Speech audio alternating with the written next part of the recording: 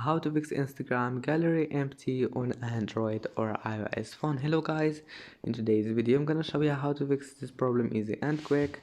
First, open Play Store and make sure your Instagram is updated, and after that just restart your phone and try again. And if that doesn't fix it, go to settings, scroll down until you find apps. Click apps again here and now type Instagram and click on it, and then click force stop and go to storage, clear cache, and then click permissions, and here we'll find storage. Click on it and click allow. You will find it like that, just make it allow. And then if you have an iPhone, just uninstall your Instagram and install it again. I hope that can fix your problem, and that's it for today's video. Don't forget like and see you in the next video.